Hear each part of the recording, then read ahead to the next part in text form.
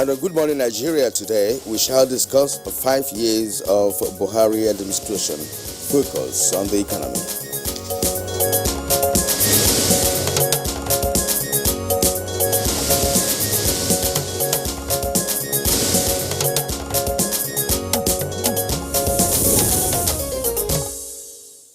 Now, in the last 5 years, micro and macroeconomic policies, as well as funding initiatives of the current administration, have in many ways supported institutional and legislative entities, in fact, for greater development. All right, Kira, now government's plans and projections for the economy, such as the medium-term expenditure framework, and particularly the economic recovery and growth plan, which is attracting positive investor reaction, debt management plans, among others, have guided the Nigerian economy on the path of recovery and growth. And the Buhari administration came on board at a time of rapidly unstable and low crude oil prices. But from results on the table, concerted efforts were put in place to ensure key promises to Nigerians were delivered. Well, Kirian, the crude of price oil fell from about $85 to around $20 per barrel, impacting negatively, as it were, on the federal budget. But the resilience to keep the economy on the projected path never waned. And those efforts, of course, included plugging holes that were draining public finance, which we have, of course, seen in terms of the implementation of the Treasury single account, as well as the presidential initiative on continuous audit, all of which have saved the country, it is said, well over 600 billion naira between 2016 and 2019. And of course, the country's monetary policy measures aided the growth and foreign reserves from almost $28.6 billion in June 2015 to about $40.3 billion as at May 11, 2020. Well, the Finance Act, which gave zero company income tax to SMEs, among other benefits, has also been said to have contributed to the growth of the real sector. And the Presidential Enabling Business Environment Council, PEBEC, set up in 2016, helped simplify the process of business registration, pushing Nigeria 15 places on the World Bank Ease of Doing Business Index to 131st position in 2019 from 146th in 2018. There's currently an aggressive redirection of the banking sector to spur growth through development finance intervention, as well as macroeconomic and financial system stability. Here.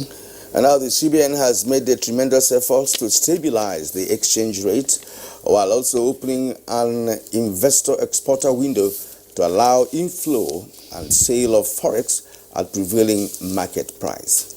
Well, the central bank's ban on foreign exchange access to importers of some otherwise locally produced items is said to have boosted domestic production. Now, a 10-year capital market master plan has also, among other gains, ensured the recapitalization of market operators, with the Nigerian Stock Exchange currently ranking top on the African continent. CBN's 5% downward review of interest rates for intervention schemes during the COVID-19 era is another attempt at giving a boost to the economy. Today's focus is therefore on the economy in the last 5 years of the life of the current administration. Welcome to Good Morning Nigeria, Thursday's edition. My name is Kirian Umayo. And I'm Kingsley Osadola. I join my colleague Kirian in also welcoming you to today's edition of the program, reaching you as always live on the network service of the Nigerian Television Authority. In the course of the program, we have our regular complimentary segments, and these include newspaper review and others. For now, let's join Abdul Malik Khalil for the highlights of the morning news. Good morning, Malik. Good morning, Kingsley, and good morning, Kirian. It's good to have you join us on the morning news. Now, at about midnight of the 3rd June 2020, the Nigerian Center for Disease Control confirmed 348 new cases of COVID-19 in the country. A breakdown of the figures shows that Lagos has 163 new cases, the Federal Capital Territory has 76, Ebonyi 23, Rivers 21, and 8 each for Delta, Nasarawa, and Niger State. Others are Enugu 6, 5 for each of Bauchi, Edo, Ekiti, Ondo, and Gombe, while Benue has 4, Ogun has 2, and 1 each for Osun, Plateau, Kogi, and Anambra. Following this development, Nigeria now has a total of 11,166 confirmed cases of COVID-19, out of which 3,329 were discharged. Sadly, 315 patients have now succumbed to the virus.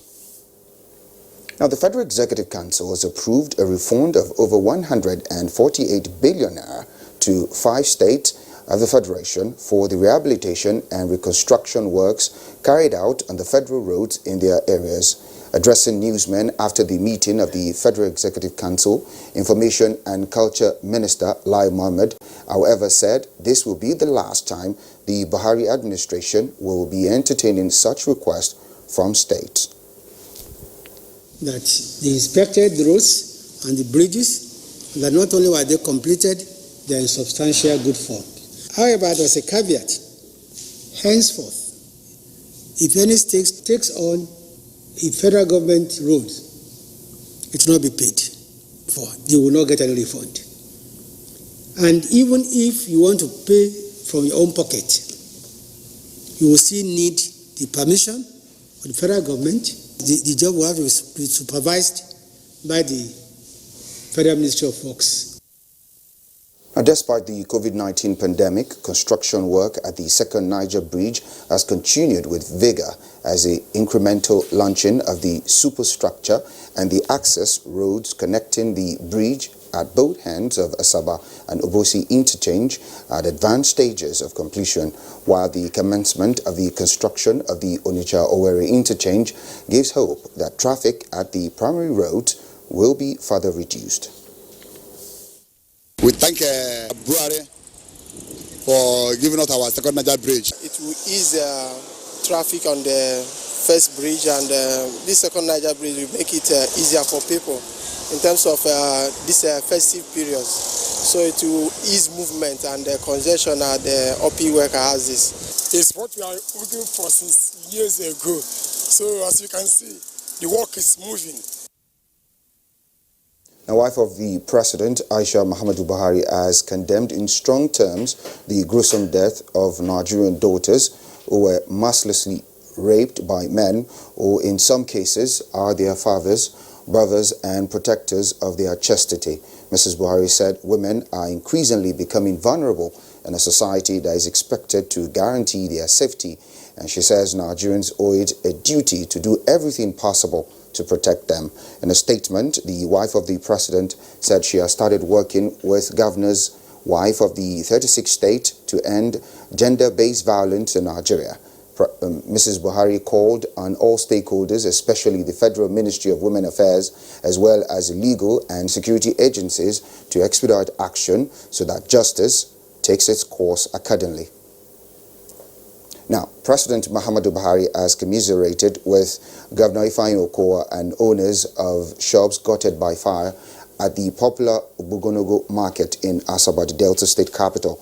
The Minister of Humanitarian Affairs, Disaster Management and Social Development, Sadiya Umar Farouk, in the company of the Minister of State for Labour and Employment, Festus Keyamo, and other management of our ministry, visited Governor Ifeanyi Okowa at the Government House, Asaba, over the incident.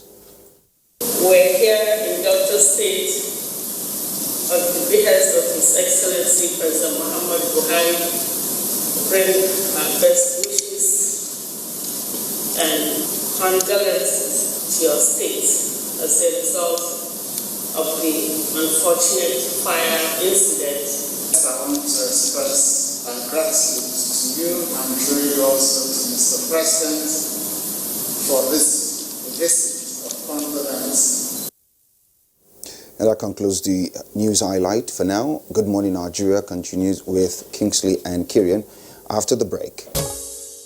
You're watching Good Morning Nigeria live on the network service of the Nigerian Television Authority. Now it's time for us to take business stories, and here is our correspondent, Kolo Muhammad. Good to have you along on Business News. As preparations attain highs suggestive of all out to restart economies globally, Nigeria is said to need some engagement fixes, especially in her manufacturing sector, to diversify export earnings away from only crude oil. Emergence of sustainable value chains, countless digital jobs to target not only end product but also end user. Remember that you can't talk about foreign exchange exports without looking at an integrated approach, what I call the value chain of foreign earnings. What do you talk about value chain of foreign earnings? You can't export without manufacturing. So we must give attention to manufacturing. Number two, don't forget the end user. We are not competitive in the world because we don't look at the end users in the world when we talk about Nigerians export promotion. I think the Nigerian Export Promotion Council should look more at better market surveys in those markets, what I call the comparative market advantages. Where can our own products sell in the world? Let's now let you see where Wednesday's activities place market indices on the floor of the equities market.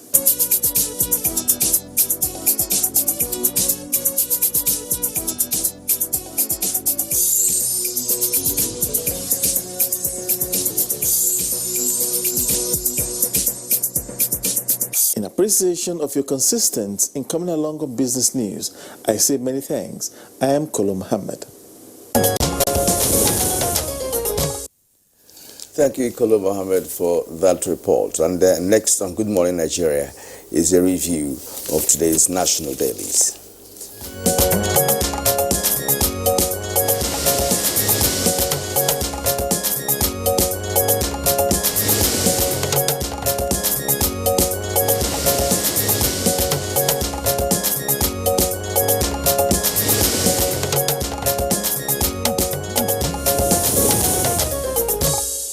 Newspaper reviewer Baya Choibe is here with us in the studios. Baya, good morning and welcome. Thank you very much, Kinsley. Good morning. Good morning, Kele.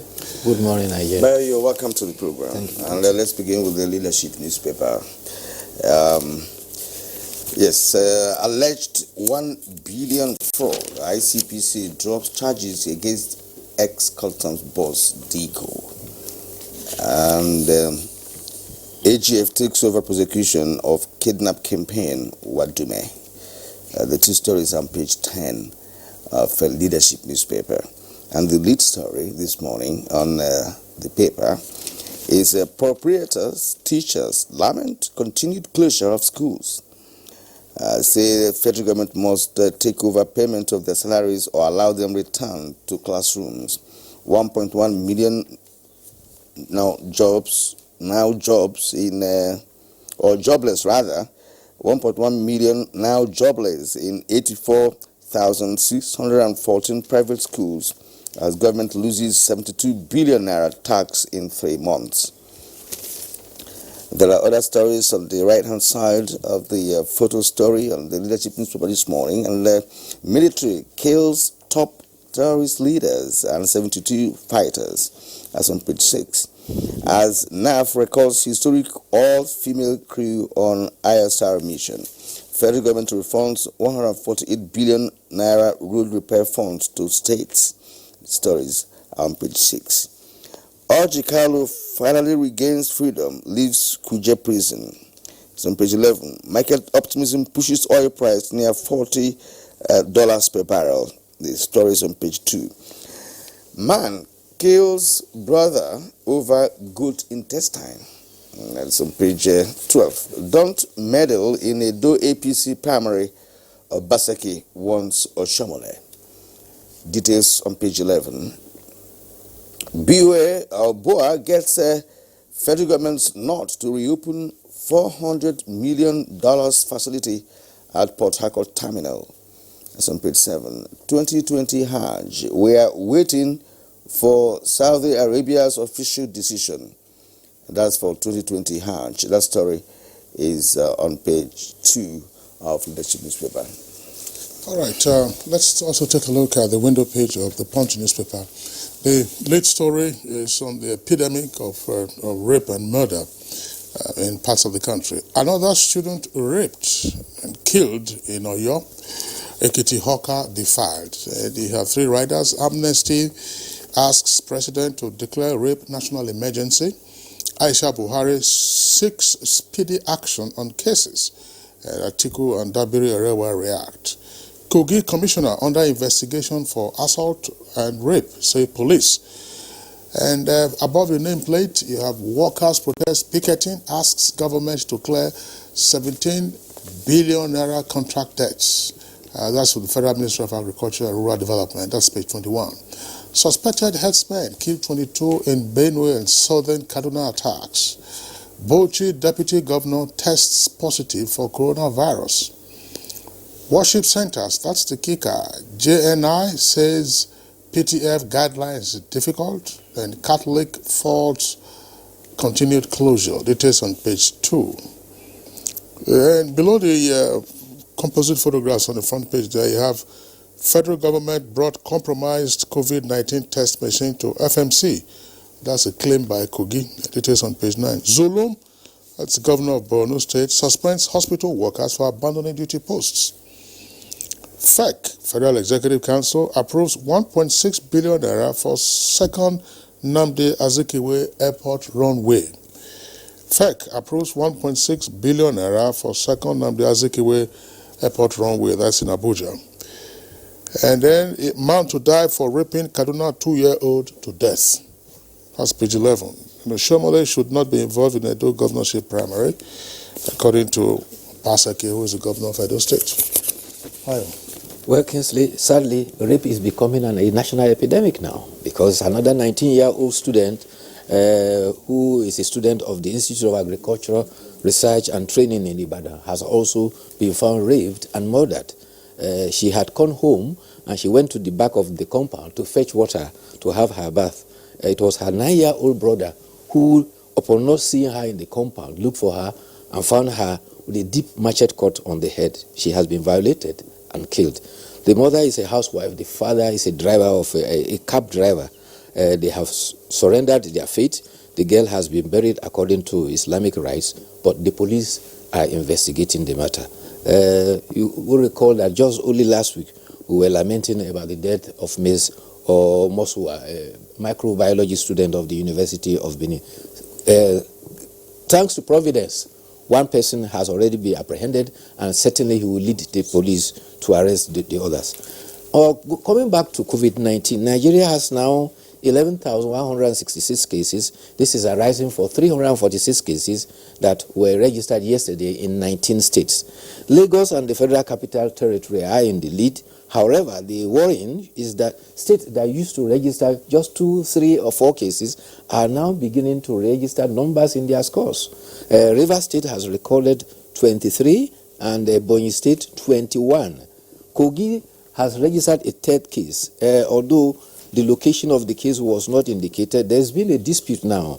As far as the Nigeria Center for Disease Control is concerned, Kogi has 3 cases, but Kogi State is indicating it has one case because it is casting aspersion on the 2 earlier cases. Meanwhile, the Commissioner for Information, Kingsley Fango, says that the Federal Medical Center in Lokoja has become an NCDC machine has been brought there that is programmed to record COVID-19 cases.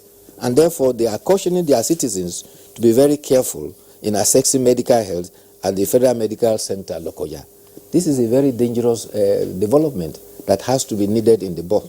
When you begin to cast doubt on the integrity of the health services that we have, then we are in danger. Where will you run to?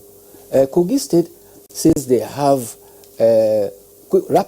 rapid test equipment. They have 3 of them as the last count, and they use that, and within 30 minutes they can get results. And there are possible indications that there are fake COVID-19 test cases around, and some of the results are not reliable. And when they use the molecular-based one, it takes about 24 hours before you get results. And when you say you have machines that can produce results in 30 minutes, how dependable are those results? But the danger here now is now casting aspersions in the integrity of the medical services. My first question here is who authorized the use of such test kits? Because globally, even the US, although, of course, they have the capacity to manufacture and all that, they did. But then the American CDC has always said, look, that this is not reliable, and they still rely on a molecular,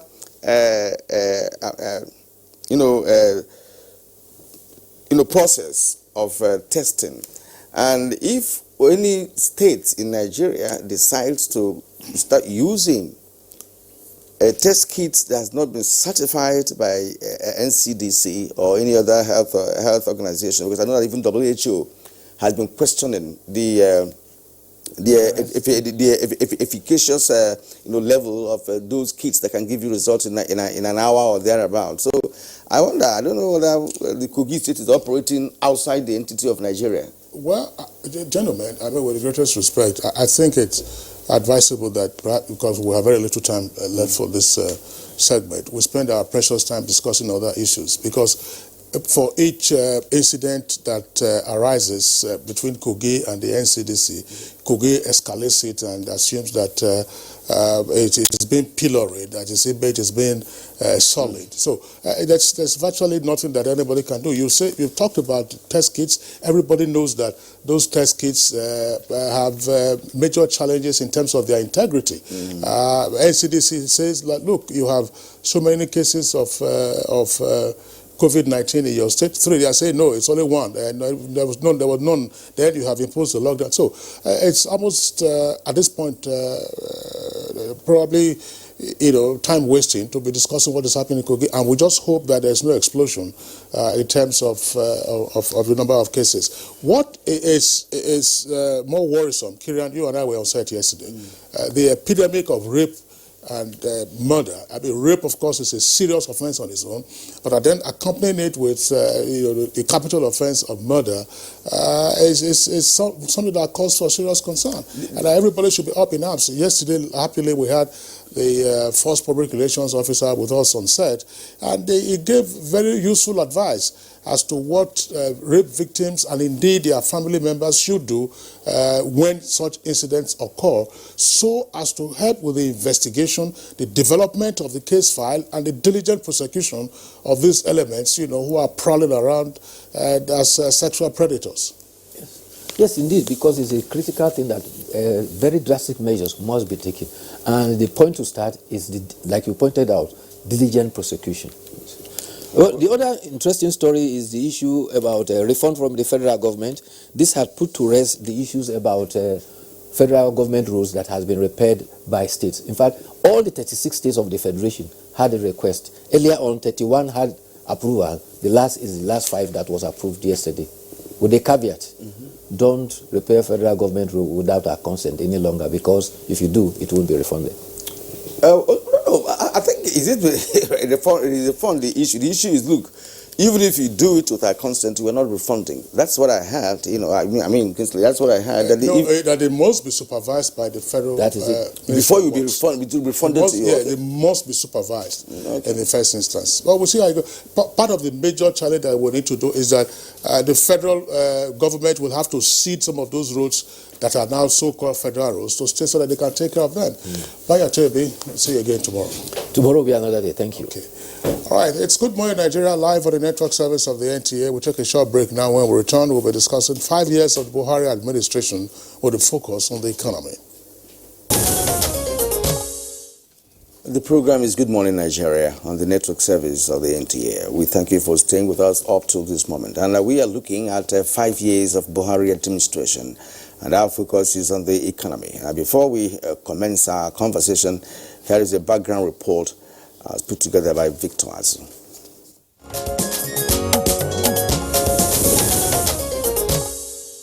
5 years ago, when the Buhari administration came on board, the Nigerian economy was in troubled waters owing to a dip in global crude oil prices. This situation had Nigeria slip into recession as forex reserves also dropped, given the over-reliance on oil revenue. Confronting the situation like a child born in time of adversity, the administration embarked on several reforms in the full knowledge that no different result can be achieved without doing things differently. The downturn inspired unprecedented levels of fiscal responsibility, in line with President Buhari's avowed commitment to fight Nigeria's endemic corruption. Shortly after taking office, he issued a presidential order mandating the immediate implementation of the Treasury Single Account System, consolidating thousands of government accounts scattered across banks into a unified system that is transparent and easy to centrally monitor and track, thus foiling age-long financial malpractice in government. Budgetary reform also got a lot of attention. The administration pioneered the use of software to prepare annual budgets, which allows greater transparency and the ability to track changes. The Buhari administration not only introduced the Social Investment Program, but also insisted on using biometric verification in the deployment of the program, which includes a job scheme for unemployed graduates, a school feeding program for primary school pupils, a conditional cash transfer scheme targeting 1 million of Nigeria's poorest citizens, and a microcredit scheme for artisans, farmers, and traders. A similar insistence on biometric verification for the federal payroll resulted in the detection of tens of thousands of bogus beneficiaries, popularly known as ghost workers, and savings running into billions of naira every month. The tighter rein on public finances allowed a $500 million investment in the Sovereign Wealth Fund during a recession. There was also improved investment in agriculture and mining. Throughout the recession and to date, agriculture continues to record healthy growth. The budget was also returned to the annual calendar for the first time in 12 years, with support from the legislature. All of these projected the country's economy in promising light coming into 2020. Nigeria's capital market was credited as the world's best performing in January, while the agriculture and manufacturing sectors were posting impressive statements along with the ICT and entertainment industry. In January, President Muhammadu Buhari signed into law the 2020 Finance Act with its strategic objectives including promoting fiscal equity. Although the coronavirus pandemic has affected lives and livelihoods, bringing the Nigerian economy to a near standstill since February, again owing to the fall in global crude oil prices, which has seen the 2020 budget amended twice already. The solid economic foundation laid by the Buhari administration, analysts say, has kept the economy ticking with the hope that another recession can be averted and the economy back on the path of growth before the turn of the year.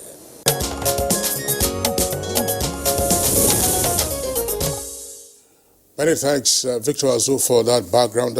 Now, to discuss these issues in further detail, it's our delight to welcome the Honorable Minister of Finance, Budget and National Planning, Hajia Zainab Ahmed. Honorable Minister, pleasure to have you again on Good Morning Nigeria. Good morning, and thank you for having me. All right. Also here with us in the studios, a regular guest on Good Morning Nigeria, development economist, Dr. Emeka Okengo. Dr. Okengo, pleasure to have you around. Good to be here. Good morning, Nigerians. Good morning, Honorable Minister. All right, and joining us from Benin is a professor of economics at the University of Benin, Professor Michael Baden. He's also the chairman of Goldmark Education Academy and the non-executive director of Central Bank of Nigeria. It's a pleasure, sir, to have you this morning on Good Morning Nigeria. Thank you very much, Kirian. It's my very great pleasure to be with you. Good morning, Nigeria. All right, thank you. In our studio in Kano, we also have Professor Ibrahim Sheka. He is a professor of economics at the Bayero University, Kano. You're welcome to the program, Prof. Hello, thank you. Good morning, and thank you for having me. All right. Quickly, we have to have all our guests, with us for this conversation. At least three of the guests who are on set this morning are familiar faces to our viewers. And the Honorable Minister of Finance is also here. Listening to the background report by our correspondent, it's fairly easy to tick off the accomplishments of the Buhari administration in 5 years in terms of economy. This, of course, will have to do with reforms and expansion of opportunities for SMEs and indeed for individuals and so on and so forth. But let's begin with what perhaps, may be some of the tougher issues. On the lips of virtually many analysts is a concern about the recourse to borrowing. You have also been interrogated on this by the lawmakers, that we have seen in 5 years of the Buhari administration a recourse to borrowing through the use of bonds or loans and all that. This is an issue we have also had to interact with you on Good Morning Nigeria. Why is this so? Well, good morning. Again, good morning, Nigeria. As a country that is a middle-income country, Nigeria has a very significant deficit, especially in terms of infrastructure. We also have a problem of slow growth in revenue. So if you want to grow any economy, you must invest in critical infrastructure that will itself drive growth. So we have been borrowing to build out this infrastructure, and it is evidence the kind of infrastructure works that have been carefully chosen to spend this borrowing monies. And so we have the option of not growing infrastructure, using only minimal revenue to grow infrastructure. It's not an option that we as an executive can take. Our revenue levels are low. We're only able to use them to cover recurrent expenditure. So we borrow to make sure we build out roads, major roads, bridges, rail lines, airports, so that this key infrastructure that are required to provide good enabling environment for businesses to grow is in place. It is a worthy investment. This infrastructure will actually also increase revenue to government in the once they are completed and they are put to full use. Yes, we've grown the debt very, very quickly. Remember, in 2016, we went into recession. And at that time, the stance we adopted was a reflationary stance, which means to spend in critical sectors of the economy. We had to borrow to be able to do that. Now, we have found ourselves in another situation where we have a double crisis, the crisis of the coronavirus pandemic, as well as the crash in the crude oil prices. Thank God it has turned and it's moving gradually, but it's still far from the plan that we had initially. So we need to borrow, but we just need to make sure that this borrowing is used to build critical infrastructure. In the future, Nigerians will realize the reason why these investments are being done now. We're not doing this borrowing irresponsibly. The borrowings we're doing, we're now making sure that they're borrowings that are concessionary. When we borrowed from the IMF, the rate is 1%. When we borrow from the World Bank, the rate is 1%. The World Bank borrowing is about for 30 years. So you need the money now to build the infrastructure now. Otherwise, we will continue to be stagnating, or in fact, maybe to even regress in terms of our growth. So it's very important that Nigerians understand that this borrowing is being done responsibly and is being applied to build critical infrastructure that is required for the sustainable growth of our economy. Yes, madam. Still staying with you on the borrowing that Kingsley posed to you. Ordinary Nigerians may be viewing the borrowing from different perspectives. For instance, yes, money is borrowed and you are funding critical infrastructure such as bridges, roads, and what have you. Now, these roads don't yield money. In terms of returns, from what you've borrowed, and one will be wondering, how are you going to pay back, these loans? Some are suggesting also that if we must borrow, it has to be put into a commercial venture, a venture that has the capacity, for returns. For instance, developing the gas sector, where we have over 3 trillion cubic meters of natural gas, about the greatest globally, that has to be developed, and other similar projects, right? So in your opinion, is this borrowed money properly directed, with respect to the fact that, look, we still need to pay back these loans. They are not largesse, for Nigeria. We still need to pay back these loans. But it is wrong to say roads don't yield money. Roads provide access to farms, access to market, and businesses, access to businesses, to factories. So these businesses need these good access roads to be able to reduce it. It enhances their business. It also reduces their cost, and they grow, and then they can pay taxes to government. Government is supposed to be an enabler. It's not necessarily supposed to build projects that will give it direct revenue. It's supposed to build projects that will enhance the productivity of the private sector to pay their tax obligations to government. Well, still on this issue of borrowing, I mean, for those who are familiar with Nigeria's recent economic history, would know what happened in the 1980s when the country went into debt, mostly through the so-called London and Paris clubs of private lenders. So what is structurally different now from the kind of borrowing that we are seeing in recent years versus what went on then, that we didn't leave the debt trap until 2006? What is, yeah. Sorry, what is different is the use of the loan. So loans are dangerous to take if you're borrowing it to just spend on recurrent expenditure. But if you're putting it on projects and programs that are necessary to grow the economy, then it is very good investment. And again, like I said earlier on, it's either you do these major works now or you don't do them and our economy stagnates and actually regress. So we have to take this decision now to do this for the future. And again, the future will judge all of us. Is it easy? No, it is not.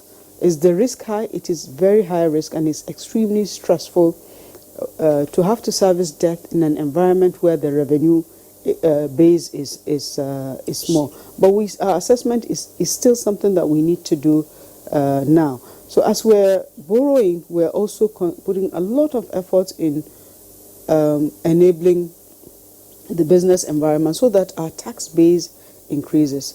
We have seen what it is to be a mono product economy. We have seen the risk of depending on revenues largely from the oil and gas. But if you look very well, from 2014, 2015, if you look at government's national budgets, the funding of the budgets was 60% oil and gas revenue. Now we've turned that to between 40 to 45% oil and gas revenue, which means we're gradually increasing our non-oil revenue sources.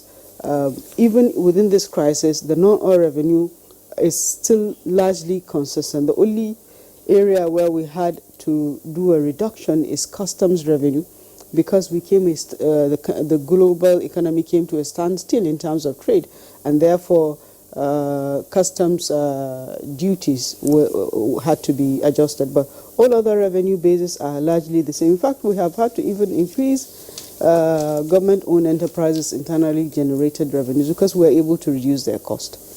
Well, all right, madam, you rightly raised the fact that we are operating a mono economy, and that has happened for several decades, in this country, even where we had oil boom and what have you, and that remained. But this administration came in 2015 with a different ideology and different approach, and of course, it promoted non-oil sector, which we just briefly touched on. But I would like you to expand, your explanation to cover what has been done practically in terms of raising the bar of the contribution of revenue from non-oil sector, for instance, solid mineral, agriculture, and perhaps other areas.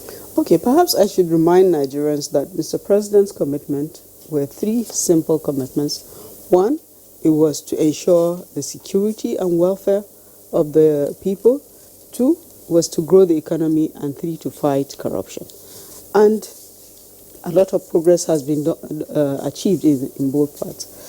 In growing the economy, we designed the Economic Recovery and Growth Plan to be able to shift attention to the non-oil revenue sector. And there has been a lot of attention on agriculture, on manufacturing, and the mining sector is also really now properly prepared to grow. Because the mining sector has had to do all the studies that are required to be able to attract large mining industries to come into Nigeria. Agriculture has grown exponentially in the sense that Nigeria is self-sufficient in terms of food. So we have been able to achieve agriculture and food security. We don't have to depend on import of foods. Food that is imported is a luxury, is not a necessity. And that's very important for a population the size of 200 million people that we are. Agriculture contributes, the second largest contribution to our GDP is agriculture. The first is, of course, services, which includes IT and several other sectors. But agriculture sector has consistently been growing, even during periods of recession. It is growing. Even at this period, we're still making sure that farmers use this wet season to be able to go back to their farms despite the lockdown, so that food production can continue. I was just wondering, just before we move on to the other guests, while you're talking about the growth that we have seen in non-oil sectors, agric and solid minerals, which, of course, we were recording growth even when the economy was under a recession. A key segment of President Buhari's promise in 2015 had to do with jobs, which been a subsector of driving the economy. How well have we done? I know, of course, in asking this question, that the federal government alone is not a job provider. It's an enabler. You have other players that would help create jobs. How well have we done in aggregate terms in seeking to provide jobs? So the net effect of what we've done is that the unemployment numbers have increased. But when you look at the addition to jobs, it is also on the increase. And what this means is there are more people coming into the job market than we're able to create jobs. That's why we have shifted attention from government employing to enabling businesses to employ. That's why when we did the Finance Act, we made provisions to reduce taxes to small, medium enterprises, because that's where you need the largest number of jobs. It's not in the high end of the market. The oil and gas industry employs very few people. So it is the small, medium enterprises that should be employing the largest number of Nigerians, and we are doing everything we can to enable them stay afloat, increase their productivity, and employ more people. Okay. We'll come back to you, madam. In the course of the conversation, we're going to look at other aspects of economic management, especially with respect to the advent of COVID-19, which has, of course, disrupted the original plan that the government had for 2020. That'll be very briefly. But for now, let's get to Dr. Kengo. You have listened to the Honorable Minister, and I'm sure you also have, your own analysis, on how the federal government has fared since 2015. So, lead us into your thoughts, with respect to Nigeria, the economy, in the last 5 years. Thank you very much. Good morning, Nigerians. Good morning, Honorable Minister again. For me, I'll take it from three perspectives. One, we need to identify the issues, which the Honorable Minister has listed as three. And then you look at these issues by looking at the enablers and the drivers. And then you look at the key performance indicators. So that way, we're just not talking, we're speaking to the issues. Corruption, growing the economy, security. Those are the three issues, right? Now, if you look at the enablers or drivers that government has used in fighting corruption, Honorable Minister had mentioned physical, strategies that have been put in place.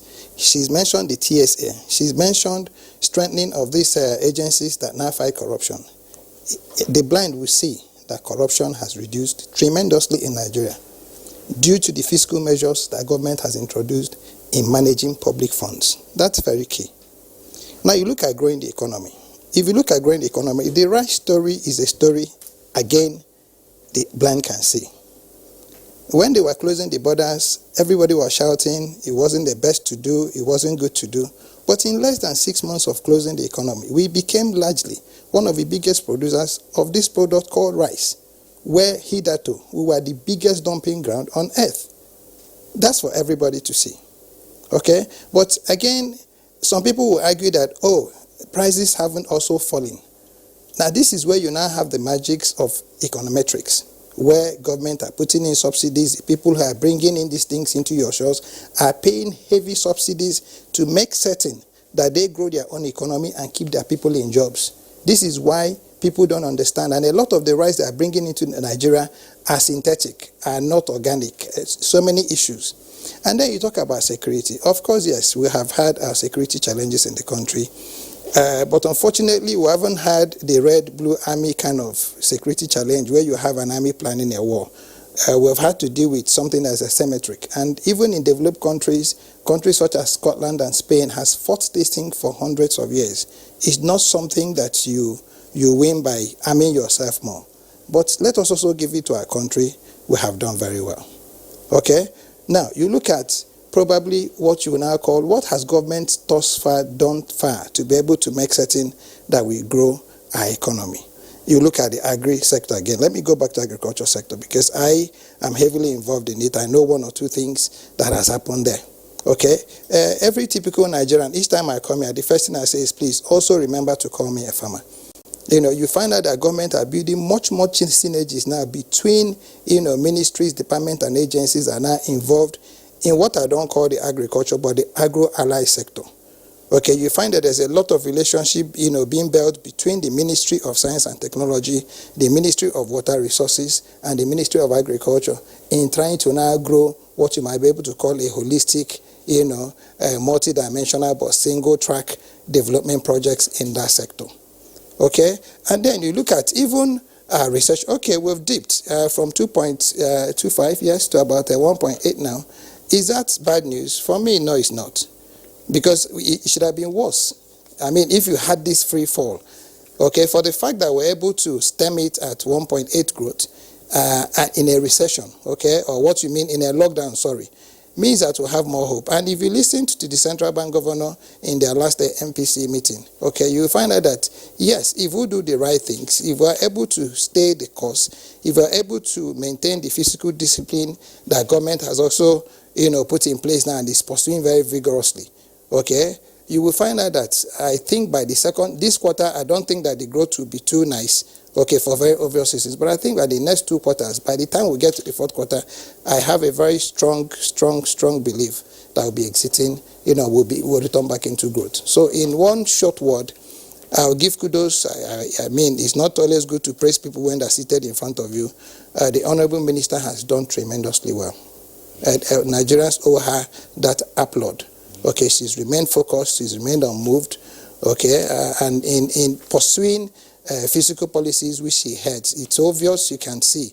The last time we were here, she said something that no Minister of Finance had ever said. We have started releasing money to the key, sectors of the economy so that everybody hits the ground running. And when you mentioned that we've returned, to our budgeting system from its usual staggered programming to our general, it's a big deal. It's a very big deal because, for the mere fact that in the past 12 years, we've not been able to plan our economy based on a 12 calendar year, okay? It's staggered so much vis-a-vis expectations, vis-a-vis programs, vis-a-vis segments, vis-a-vis sectors of economy that needed funding when they needed it. But under the watch of President Buhari and, of course, the charge being led by her as a Minister of Economy, I think the government has done very well. So it's for us to remain optimistic. Like I keep telling anybody, I am irretrievably optimistic about Nigeria, and I think that if we follow the trajectory, the course we're going, and if you allow me to also put a little my mouth in this borrowing matter, which is key. Yeah, just before you do that, we're going to have to pause you, Dr. Okengo. You are still here with us. Kieran, Dr. Okengo keeps saying that we should refer to him as a farmer. Have you eaten his yam or egg? That's the point. We have never seen that thing. So maybe, it's agro-allied. We want the real agro, not allied. We'll take it off from there. Okay, Emeka Okengo, thanks very much for your opening salvo. Let's go over to our Benin Network Center, Murgin, Professor Mike Obada. Professor Mike Obada is a professor of economics, and apart from his other designations that Kirian indicated earlier, he's also a member of the Monetary Policy Committee of the Central Bank. And happily, along, of course, with Professor Shaka, who is with us in Kano, he was one of our regular guests during the period of the economic recession, and from time to time, he does oblige us with his presence. Professor Mike Obada, tell us, in your opinion, what are the key traits of what we may refer to as Buharinomics?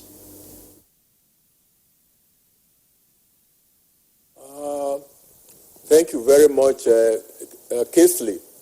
But first of all, permit me to compliment the answer provided by the Honorable Minister to your question on the issue of borrowing, debt crisis in the 1980s, and then borrowing at this point in time in terms of difference. The Honorable Minister provided a very good answer. But I will add that at that time, in the 1970s and 1980s, the government, the country borrowed on very harsh terms and conditions. And the external debt stock, for example, was largely short-term and consisting of trade debts and then money borrowed from the international capital market and at commercial rates, and the interest rates were very high. And most of the loans were also short, medium term, particularly the trade arrears. And that was the genesis of the crisis. Government's ability to service as and when due was very low. But now, from my observations, government is borrowing on much more favorable terms and conditions. Apart from the size of the borrowings or loans, you will find that most of the loans are concessionary loans. They are borrowed from multilateral institutions which provide loans on a relatively soft terms, very low interest rates, sometimes moratorium, and on very long term. So the loans being contracted by government at this point in time are very much more favorable compared to what we had in the 1980s, which led to the debt crisis. Now, having said that, I would say that for a fair assessment of the economy under President Buhari in the last 5 years, it's important for Nigerians to be familiar or to be reminded of the situation of the economy just before President Buhari's government, took office. I know the background reporter hinted, on the fact that the economy was in troubled times. Yes, I would say that the economy was indeed in crisis at that point in time. And there are many features which will convince Nigerians that the economy was in crisis. The structural weakness of the economy, an aspect of which entailed heavy dependence on crude oil, and that the fact that the economy was not diversified, were very much at play at that time. And what happened then was that the oil market had become weakened, such that from a very high price level of about $147 per barrel in July, August 2014, oil price declined consistently to about $50-something per barrel by May 2015. And then what happened to government revenue? Government revenue reduced by over 50% from, that is to say, revenue accruing to the Federation as a whole, reduced sharply from about 2.7 trillion in third quarter of 2014 to about 1.3 trillion, by the time President Buhari's government assumed duty. So you then found a situation whereby the economy became characterized at that time with heavy, debt burden, for example, inability to pay for petroleum subsidy arrears and payments, fiscal deficits were mounting, and you also found a situation whereby reserves had become, external reserves became depleted. And then, of course, you found that fiscal buffers, excess crude account, had also been depleted from a very robust level, which President Obasanjo's government left it in 2007 to barely $2 billion at that time. So the economy, inherited by President Buhari's government was a very weak one. And it more or less put, the new government in a crippled position. And it began to struggle. And it was not surprising that the economy went into recession just a few months after the government came to power.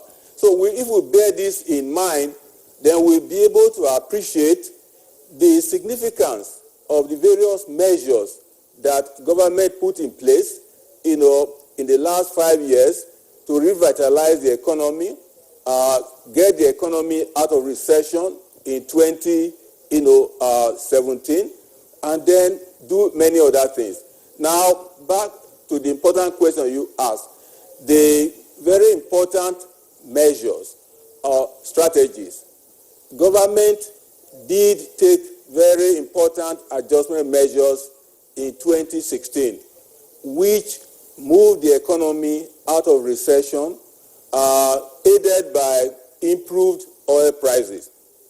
Some of those measures, for instance, adjustment of the exchange rate, adjustment in petroleum product price, and of course adjustment also in electricity tariffs. Well, for me, these were very necessary in a situation whereby a country is consuming more than what it earns, is spending more than its income. Adjustment became inevitable. Perhaps for me, they could have been implemented a little earlier, but for the humane disposition of President Buhari, that he didn't want a situation whereby the government had just come into office and then certain harsh measures were implemented. So, but they were very necessary, and thereafter we found that government's fiscal policy stance was expansionary. The size of budget increased from year to year with a view to spending a large proportion of the funds on infrastructure through capital expenditure. In 2015, if I may remind you, in 2015, the appropriation bill prepared by the outgoing government had about 10% of the budget, for capital spending. But since then, President Buhari's government had increased the size of, budget allocation to capital expenditure to about 30%. I think it's only in this year's budget, because of the, wobbling of the market, that the percentage had reduced. So there had been expansionary fiscal policy, through spending on various sectors of the economy, particularly infrastructure, and also providing incentives to, the agricultural sector and other real sectors, particularly medium, small, and medium enterprises. Now, the Central Bank of Nigeria has adequately complemented the fiscal measures of government, and it had implemented what's generally referred to as unconventional monetary measures, or unorthodox monetary measures, and through such measures, it had made funds available through various schemes and programs to different sectors of the economy, particularly the real sectors, agriculture and manufacturing, and of course the medium, small, and the micro small and medium enterprises. And so we have various funds: the Real Sector Support Fund, the Commercial Agricultural Credit Scheme, the Anchor Borrowers Program, and we also have the Micro, Small and Medium Enterprises Fund.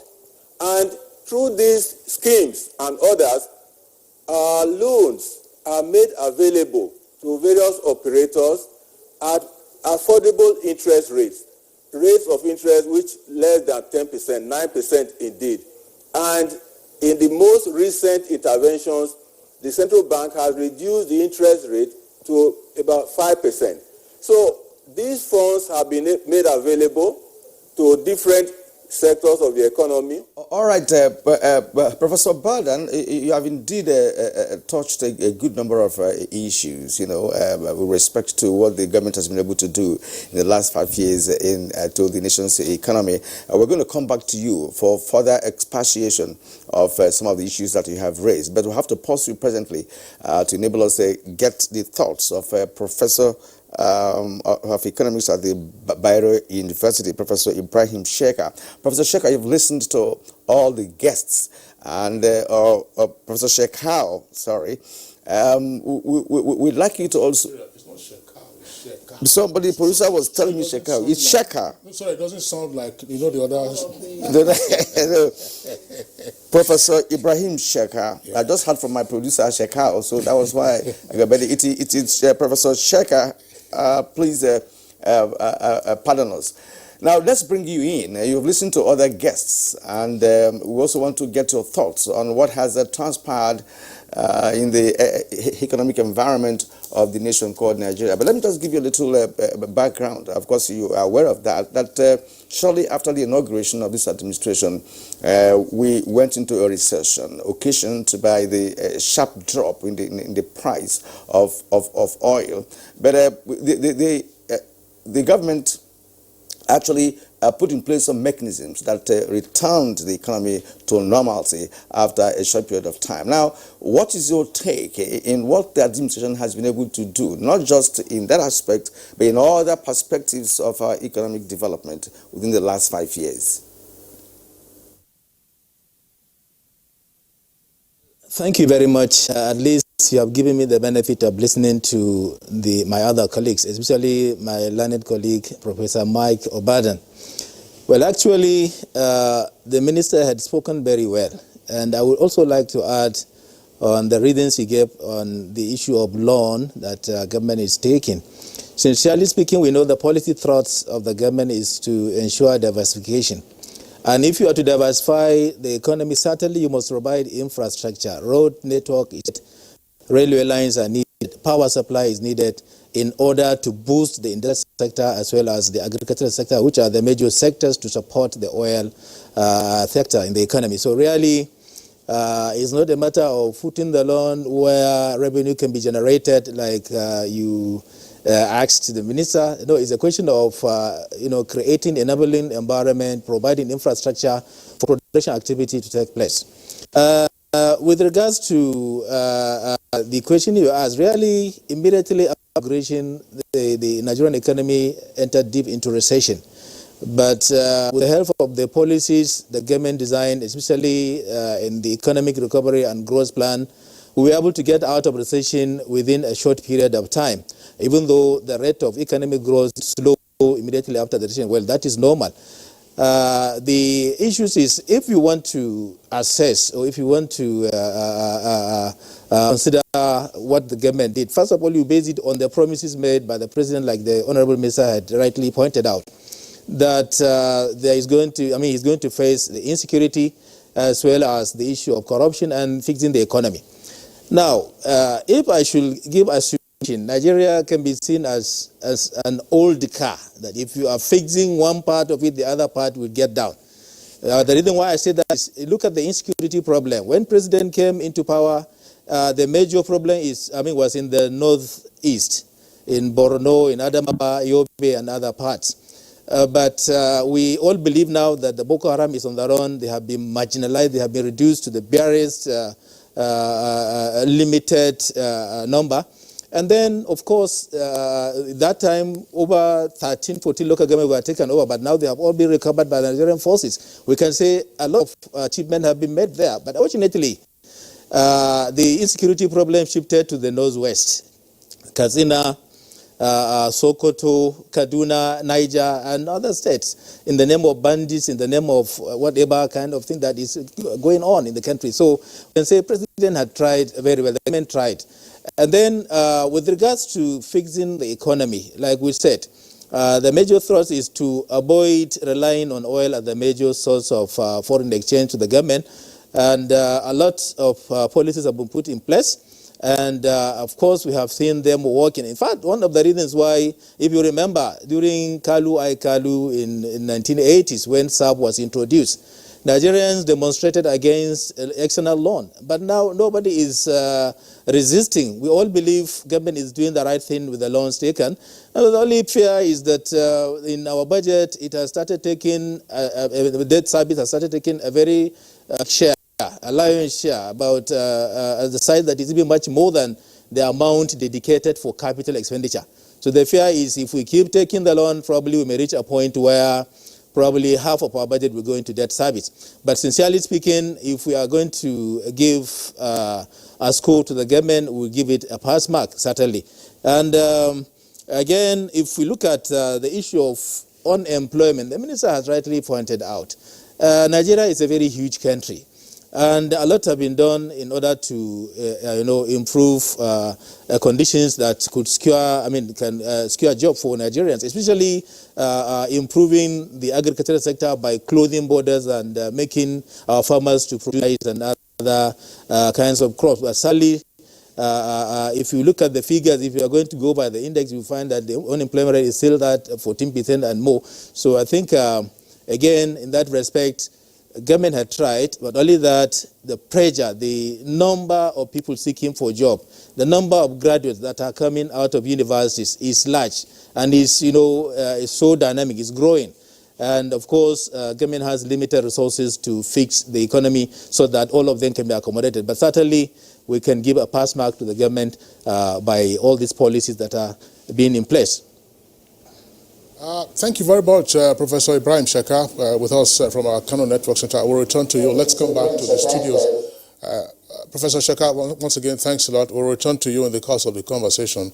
Let's come back to our Abuja studios. Honorable Minister of Finance, Hajia Zainab Ahmed, you listened to what the other guest said.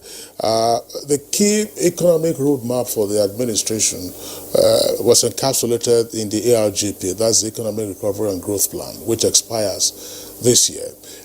What major lessons has the administration sourced from the implementation of the ARGP, and what are we likely to see against the background of what the entire world is under now, being the coronavirus pandemic? Well, the major lesson we've seen is that we really have to be more focused in implementing the policy of using made in Nigeria, using local inputs, whether it is in the agricultural sector or the manufacturing sector or even in roads construction. We've seen from, for example, on roads construction of late, that roads are being constructed with 100% local materials. So when we use cement and iron rods, we don't have to import bitumen, which we have been doing for construction of roads. So it means we are regaining more and more value within the country. In the process, growing industries that are producing the inputs that we're using, and they're employing more of our people. It also in enhancing agriculture, in not just producing and exporting, but adding value to the agricultural products. We are retaining more value, and creating new jobs in the country. We've seen very young people going back to agriculture, whether it's in the production or in several parts of the value chain. So one of the main things we're trying to bring into the new medium-term development plan that we've just started is to make sure we further emphasize the need to use local inputs for as much as possible all our productive activities. I was just wondering, Kira, I want to write on that and say, look, in terms of the philosophical underpinning of the next growth plan or medium-term plan, what kind of harmony are we seeing involving fiscal, monetary, and trade policies of the administration? What we're doing in this next plan is we have got approval for a steering committee that is even led by the private sector, and that has the monetary and the fiscal and trade authorities within one setup. The idea is for us to really implement the concept that says our plans, the philosophy of the plan is driven by partnership with the private sector. The monetary and the fiscal authorities, we have closed ranks. We're working very, very closely together. We have been working on an economic stimulus plan that will soon be unveiled by the president, and this work was done together with the three parties, monetary, fiscal, and trade authorities. We have finished the plan. We're in the process of consulting with the parliament, and then Mr. President will be unveiling this fiscal stimulus plan. All right, Madam. It appears that there has been aggressive redirection in the banking sector in a bid to spur up growth through development finance interventions and what have we. Can we know more, or rather the tipping point of this aggressive redirection of the banking sector?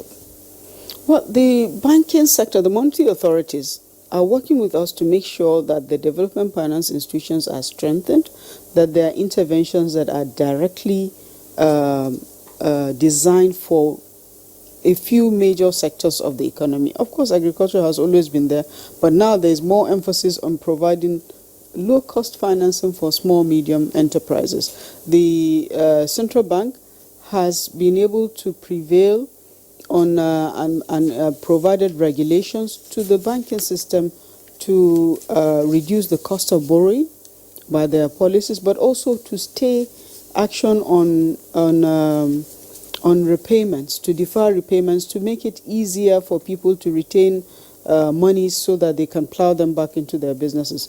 The central bank has revealed several categories of interventions that is targeted at the health sector, at SMEs, as well as for infrastructure. On our own part, we complement what they've done also by providing fiscal incentives such as import duty waiver. So right now we have a blank import duty waiver for any equipment or product that is relating to the health sector that is coming into the country, especially for the interventions for COVID-19. You don't even have to come and collect any import duty waiver certificate. So there is a standard instruction so that these goods come in fast. We want the pharmaceutical industries to be able to produce and stock up on materials that they need for medicines that are necessary for the use of the country. And we also want them to grow. So we don't have a situation where we are buying inputs for producing basic drugs in the country. Okay, Honorable Minister, thank you very much. Dr. Emeka Okengo, the Honorable Minister already mentioned that, and indeed, we keep hearing about the drive to encourage Buy Nigeria. That's to say, patronize what is made in Nigeria. It might take a while, for us to ramp up on a quantum of purchase of made in Nigeria. But from your point of view, are we on the right track in terms of really encouraging Nigerians to buy made in Nigeria? That's to say, whether the public or the private sectors. It's not very difficult.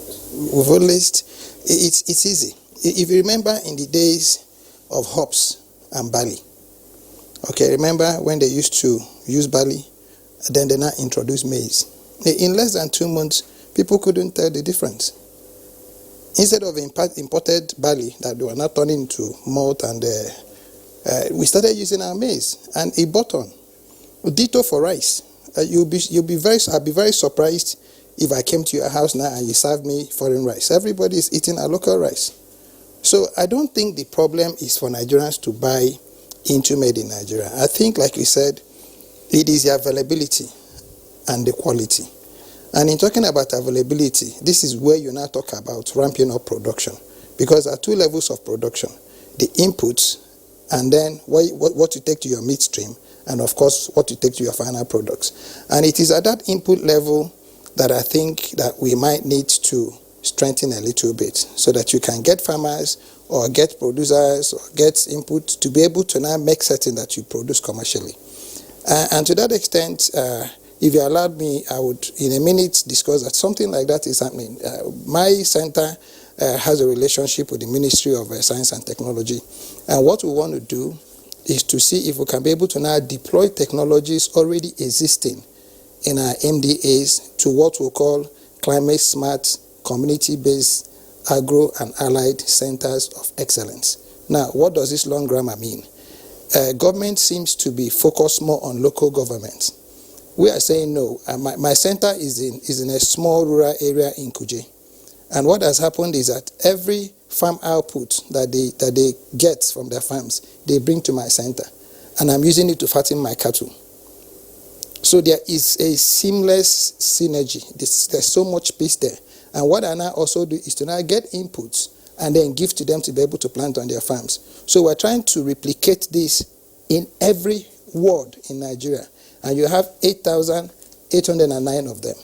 Now, if you're able to do this, what that simply means is that whereas government will now be focusing on probably getting what you call midstream industries in the 774 local government, you will now have communities, the CD, the community development associations that are actually listed in the constitution, being now engineered, retooled to begin to contribute to what you call your national whole. Kingsley, if you do that, you would have now produced the avenues for the volume you need, which is the inputs. Because without your input, you must have to import your shortfall, which is why they keep talking about import substitution. But the moment we begin to ramp up, and then we're doing this on 3 levels. Level number 1 is to separate, forage from crops, and separate crops from medicinal, and then separate medicinal from ornamental. Now, the moment you have these 4 streams, and like Honorable Minister says, there's a young man who is growing flowers, rose, and he knows that there's a point he can take those rose flowers and dump and put them, and he's paid for it because that man in the midstream is producing rose oil, which is very expensive. You have another set of young people who are producing forage. Now, they know that if they produce 1 acre or 1 hectare of forage, there's a point that they can be able to drop it. And these people now have midstream industries that are making animal feed.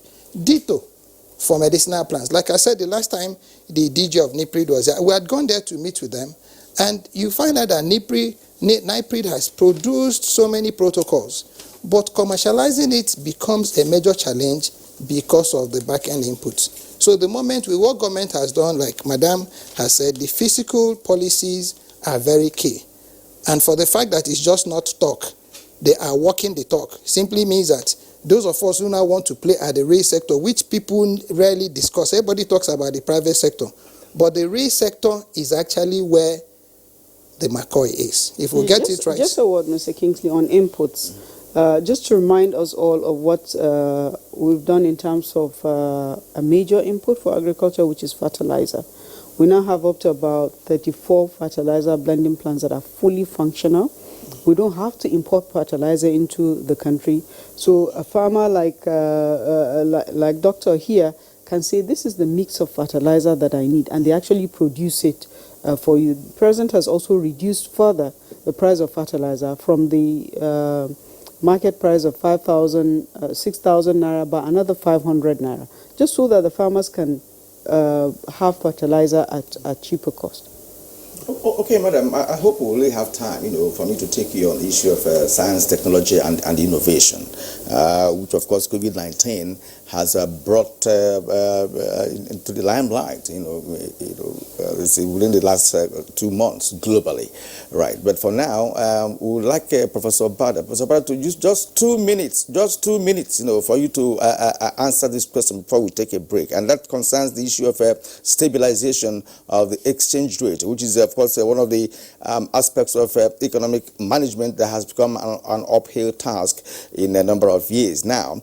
And with the advent of COVID-19, has become really more difficult, to attempt to. Give us an idea of what it takes to have a stabilized exchange rate, because of course the major currencies of the world are rising against the naira.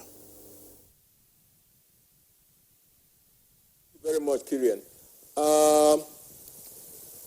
Two factors are very important in an exchange rate.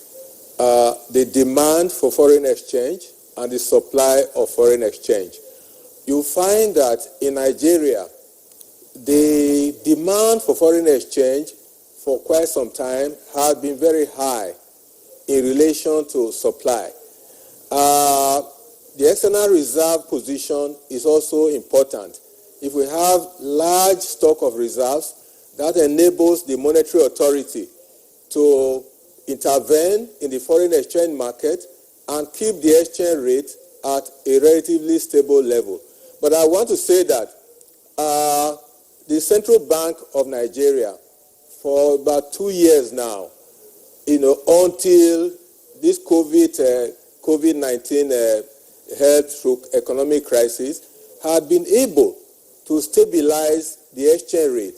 It had regularly intervened in the foreign exchange market through adequate supplies of foreign currency to various, users of foreign exchange. And that had, brought stability for a very long time to the exchange rate, so that in the investors and exporters window of the market, the exchange rate hovered around 360, naira to the dollar for quite some time. And that's because foreign exchange was available, because the bank had accumulated a large stock of reserves at over $40 billion. But with the wobbling of the market, the stock of reserves has been reducing, but is now, moved up a little bit. That threatens the ability of the bank to maintain stability. So it was not surprising that the exchange rate, was adjusted, a few weeks ago.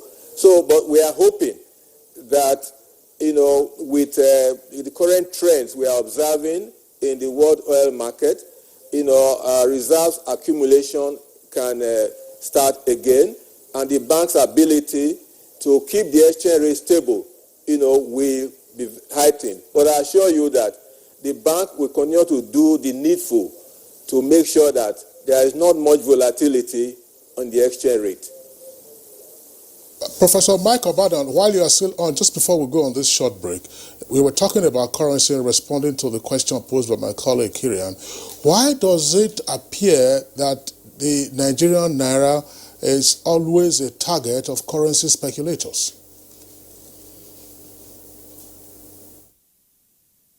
It's a target, Kingsley, because of the conditions of the economy.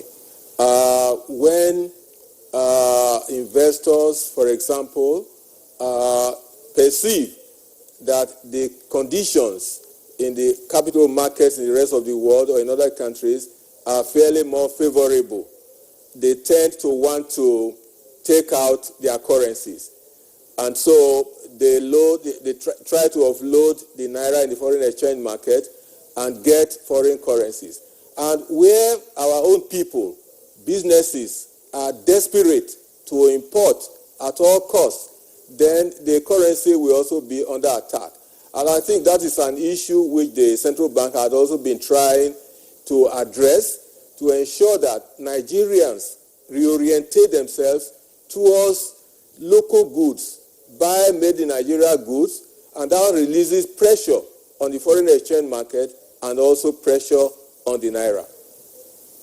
Well, we have to take a break, right? That's right. We're going to have to take a short break. Let's take a short break now. When we come back, we will continue with our conversation, hoping we'll have enough time to deliberate on issues untouched. Welcome back, and it's still Good Morning Nigeria live on the network service of the Nigerian Television Authority. Let's go very quickly to Professor Ibrahim Sheka in our Kano Network Center.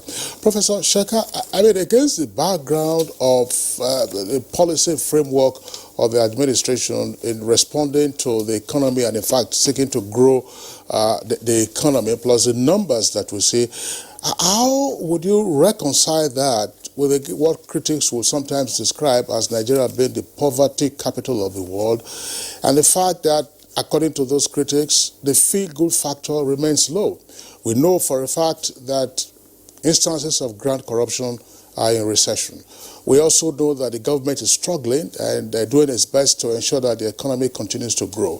What, in your opinion, therefore, is required to energize the citizens and make them feel good even under the current circumstances?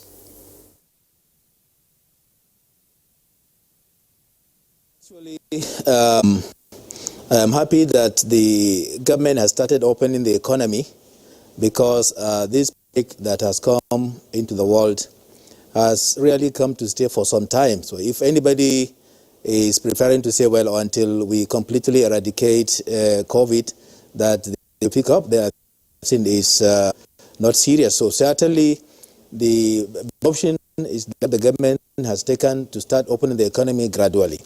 The issue of poverty is a very serious issue in Nigeria, especially in the northern part of the country. And that has to do with a lot of things. It has to do with government policy. It has to do, in fact, it has to even do with our culture here in the northern part of the country. Because if you're talking of poverty, you're talking about when we say 80% of the poverty incidence is within the northern part of the country. And it is very real. If you come, you will really see it. And that is even one of the reasons why people are saying, well, it is high time we stop considering most of the economic indices, like the GDP growth, like the issue of employment rates and so on. When you mention this, that maybe there is improvement when we announce a certain percentage of growth in GDP, but people are still suffering. So many people cannot feed themselves. When people are sick, cannot take themselves to hospital and so on. They start doubting whether those figures used by economists are really working. But certainly there is poverty on one hand, and there are other things on the other side. You see people living lavish life, but very few of them. But certainly, to me, the most important thing to do is for government to face the issue of income inequality squarely. In the sense that, you see, most of the people that are under poverty, most of them are unemployed or underemployed. So if policies that government has come up with, like this issue of banning importation of rice, that has promoted production and generated some employment. And just like Professor Mike had also answered the issue of the foreign exchange stability, that can also be faced through fiscal policy measures, like he also rightly mentioned. If certain important commodity like cotton, like granite and other things will also be identified as major input and then ban their importation into the country in order to encourage local production, that will absorb more labor. Even those unskilled labor that are living in abject poverty can be absorbed in the agricultural sector and other sectors of the economy. So certainly it's not enough to say, well, government will provide job opportunities to individuals, graduates, or whatever. Most of this will come from the private sector, and the private sector, including the agricultural sector, which is vast in all nooks and corners of the country. So as soon as policies are identified, like the issue of these rights is so encouraging. We are so happy about it, like my co-presenters have mentioned, that we almost now, if you see foreign rights, that is even surprising. What is normal now is the local rights. So all those other things that government identified can be produced locally with some little comparative advantage. We should ban their importation, close our borders, and make sure those commodities or inputs are produced locally, at least to create the internal linkage, so that we don't keep going outside to import major input. Like Minister had rightly said, this issue of fertilizer is very important. It's a major issue in the agriculture sector, and it is now completely being produced within the country. Like the issue of road construction, as you said, also that is completely produced within the country. No import is required. So that is what I expect. Something, things like that we still import, something like cotton that we still import for our textile industry should also be encouraged. Central Bank had started giving stimulus to promote production of cotton in Katsina. They did it last year. So I hope that will continue so that there will be enough production of this material that will make it cheaper for the production of textile product in the country. So subsequently, government can ban importation of textile products into the country for us to absorb the reserved labor that is living on Abuja. I think that will be important. Right. Well said, and thank you for that. Let's come back here where we have the Honorable Minister. Honorable Minister, I'm going to ask you a question I usually ask persons who are in the corridors of power, because there's basic understanding globally, that for you to be a big nation, you have to be manufacturing what you need, if not 100%, but at least reasonably 70 or more. But Nigeria has been the league of nations that are non-producing nations. Well, according to some experts, the nations that rely on importation of whatever it needs. Now, the issue of development of science, technology, and innovation in the country has been there for a long time. And observers have also made this point that previous administrations ignored this sector totally. Not necessarily that they don't do something to see how the sector could grow, but then it was not sufficient, to put the sector, at the very level it should be, if we are talking about producing or manufacturing what we need in this country. But this administration really stepped up when it comes to the issue of budgeting for science, technology, and innovation. But today, madam, we have several research results that are domiciled in high institutions and, of course, research institutes that are not harnessed in any way. Understandably, government cannot do that alone, so it requires a kind of intervention from the private sector and all of that. But government also has to, facilitate that, right? Now, in your opinion, in the last 5 years, what has happened in this sector? And with the advent of COVID-19, we're beginning to see clearly the need for us to look inwards and manufacture what we need. Not just, having enough rice to eat or other food items to eat, but then the machinery with which you produce. Well, thank you very much. You must invite Dr. Ogbonne, Minister of Science and Technology, to tell you about all of the innovations that have been done. I can tell you that in the past, the public service has been, the research institutes will produce items and products, and it just stays in the institute. And since this administration has come, there has been several copyrights that have been made for prototypes that have been produced. What the ministry is doing, Ministry of Science and Technology is doing, is now partnering with the private sector so that we can have uptake for this research results and commercialization of these results. Several institutes that we have within the country have made very, very groundbreaking new equipments. For example, Nasani has produced a voting machine, a registration and voting machine that is done locally here in Abuja. They have been producing solar panels from scratch.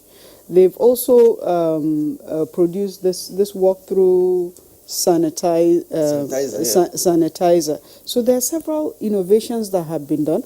We saw how Cross River State turned its garment factory within a few weeks into a mask-producing factory. There's also they've also started producing PPEs, protective clothing. So if there's anything positive about coronavirus, is that it has become an opportunity for a lot of industries that are discerning, and there are new products that are coming out now because of this pandemic. Our pharmaceutical industries are growing stronger. The manufacturing sector is producing several things that we were not producing before, but which has come as a result of the opportunity that coronavirus has produced. One major thing for us in government is that we have through this crisis, the level of decay of our health infrastructure. And we now have an opportunity to actually upgrade major tertiary hospitals and build new ones and properly equip them so that it serves the people beyond the pandemic. These are assets that will be put into use for all time. Thank you very much, Honorable Minister. You said tertiary health institutions. Please focus also, or tell your colleague to focus also on primary health care. You've forgotten about the Basic Healthcare Provision Fund, precisely, which is now in effect, which on a monthly basis gets 1% of the revenue that is targeted at the very primary level. I was just saying that the pandemic has shown us the kind of decay that we have across all levels of hospital. You know, federal government is responsible only for the tertiary, but it's providing direct support to the states also to help upgrade its general hospitals, and the Universal Basic Healthcare Provision Fund is already in use. It's for the primary healthcare level. All right. Thank you very much, Honorable Minister, and indeed the other guests. We have plenty of tweets that have come in already. Killian and I will go through those tweets, and then we return to our guests to get the closing thoughts. This is from P.A. Oyebanji. The safest and most reliable is for a man to produce what he consumes. COVID-19 is pointing all nations towards self-reliance. All right, from Innocent Yawal James, the economy under the administration has suffered epileptic crude oil price. Our dependence on oil has led to a series of borrowing, and nothing is going to change for good if we don't revive other sectors. Kudos on agri, transportation, naira stability. We're expecting more of implementation. Mike Ayakwa tweets, Nigeria used to be an economist nightmare with a lot of policy somersaults vis-a-vis attendant corruption. But Buhari's administration has diligently stemmed the tide with good economic policies. A lot also is being done with regard to unemployment, which is still very high and unacceptable. Government should encourage small businesses as they are the engine for growth in any economy. Abubakar Mohammed, the Buhari administration has done well in terms of securing the economy since we are eating what we are harvesting. So the government has encouraged our farmers more resources and price control all over the country. God bless Nigeria. All right, let me skip to Nandom Wuyep. Nandom Wuyep says, Nigeria is indeed blessed with inestimable natural resources as we regard and place value on what we grow. Nature will, of course, give us amazing results. The land will remain evergreen. Mutana Farouk, Buhari's administration has ignited so many economic programs and policies which have immediate and remote economic fortunes and prosperity to the well-being of Nigerians. Some of those robust programs include CBN lending and social investment program, revitalization of agriculture. Steve Bond tweets, diversification from oil to agriculture is good, but the farms are no longer safe. The government should secure her people. Delegate Solomon, the Buhari-led administration should continue to set the country on the path of stability, growth and prosperity. This government must do more to diversify and grow a productive and competitive economy with far fewer resources. Festus Akimboyewa, the economy has been doing fairly well under President Buhari. Improvement in ease of doing business, clamp down on smuggling, investment in agriculture and infrastructure are all helping to boost the economy, but unemployment rate and poverty rates remain high. Let me take this Comrade Ngala. It says, before the coming of President Buhari to power, the economy of Nigeria was nearly collapsed due to corruption and other related matters, but 4 or 5 years now, the economy is stable. All right, Dele Jack Solomon, we already had one from him, but let's skip and move to the other. But that's an interesting one for you because it's talking about science and tech and innovation. Go ahead and read it. All right, now you want to take that satellite or something? Okay, regardless of the present state of the economy, the government should continue driving its agro-based industries, technology and innovation, solid minerals, and a vibrant creative sector. Nigeria can then harness the energies of our entrepreneurial youth to deliver the promise of our future. Now, Ademu, economic diversification is one of the vital means of any nation's development, and the Buhari-led administration is doing quite well in terms of agriculture and mineral exploration. Yet, more needs to be done to avoid further escalation of economic recession in the country. Ibrahim Bello, there is a need to put think tanks together to work out possible means of getting out of the woods, looking at the blow on the global economy by the pandemic. Cecilia Koroma says government needs to increase support for MSMEs that remain greatest job creators. So we only hear about huge funds set aside to support SMEs, but don't get to access them. I have letter of approval from a bank since last year for CBN dedicated fund, but yet to access the money. Additional Kende says COVID-19 support is not working at this crisis period. 5 and 9% interest rate, the collateral is not achievable, SMEs are dying. What happens to programs like You Win, and what is your ministry doing to have a program like You Win for SMEs? Okay, Yunus, for the benefit of some of us that don't have sound knowledge of how government works, can Minister of Finance explain why borrowing to finance budget every year when oil sector, customs, FIRS, ECC are generating revenue? I think she did that, in her opening remarks. Yes, of course. And Professor Baiko Badan also expatiated on that point. Honorable Minister, very quickly, again, we're getting pressed for time. It's been very interesting, having all of you as our guests. We say buy made in Nigeria. Buy made in Nigeria. But the fuel that we use in Nigeria is imported. When are we likely to see refined petroleum products in Nigeria? That is one. Allied to that, it's always a hot and delicate political issue. Or can we continue with the current regime of fuel subsidy, also known as under recovery? Well, I'm sure you all know that there is a 650,000 barrels per day Dangote refinery that is at a very advanced stage of completion. Our hope is that if not this year, that next year, that facility will start producing refined products so that we're buying from that refinery. The target is this year. They're starting the fertilizer component of that facility and also other petrochemical products. But refined products itself will be 2021, and we hope it's realized. When that happens, what it means is we'll buy from the Dangote refinery. Our cost reduces because we will not be incurring expense of international freight, and so therefore we'll have made in Nigeria PMS that will be used in the Nigerian market. But there was a question an issue that was raised in some of the inputs that came about small. What are we doing for small MSMEs? Yes. Again, let me say that when government says you don't have to pay tax, that is a huge fiscal stimulus.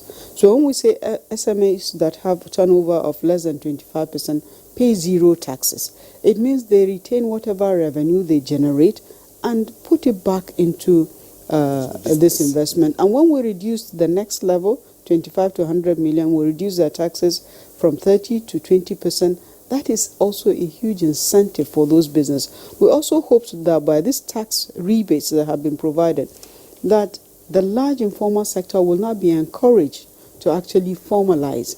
Because now the major challenge in terms of technology that we're having is we want to provide incentives to people, whether it's palliatives to individuals or palliatives to businesses, but data is a problem. When you're informal and you're not registered, then traceability becomes a problem. When you want to give support to the poor and the vulnerable, and you're giving it in cash, that is not desirable at all. So we're now working to make sure that we fast-track the national identity process so that every Nigerian has a unique identification number. That match with the BVN will make it easy for government to provide any of the intervention programs that it plans. All right, madam. Fuel subsidy is skipped. Fuel subsidy has been removed completely by this price modulation. That's one of the opportunities provided by the crash in the crude oil price and the coronavirus pandemic, and we took the opportunity very, very quickly. We removed the fuel subsidy. So in our revised budget and in the MTEP, the provision is zero. We don't intend to go back to any subsidy again. in the future. All right. Well, we wish we had enough time, to deliberate on this issue of petrol, importation of refined petrol, because it's very key and important to Nigerians and government as well. So at this point, we have to conclude this particular edition of Good Morning Nigeria with appreciation of our guests who made input, especially the Minister of Finance and National Planning, Zainab Ahmed. It's been a pleasure talking to you this morning on Good Morning Nigeria. Thank you very much for having me. Right. It's a pleasure being here as well. Good morning, Nigerians. All right. Our development economist with us here, Dr. Emeka Okengu. Also want to appreciate him for coming here. And the farmer as well, who gave us what is called we haven't seen his yogurt. Yogurt. All right. It's a privilege to be here. Thank you. From Benin, we had Professor of Economics at the University of Benin, Professor Mike Obadan. We thank you so much for your insight this morning on this program. And then Professor of Economics at the Bayero University, Professor Ibrahim Sheka. We apologize again for mispronouncing your name earlier on. We thank you for coming to the show. Right. So. All right. I believe that does it for us today on our program for Good Morning Nigeria. We appreciate you for tuning in. We're back tomorrow same time, 7 o'clock in the morning. Until then, as we always advise, stay safe and be well.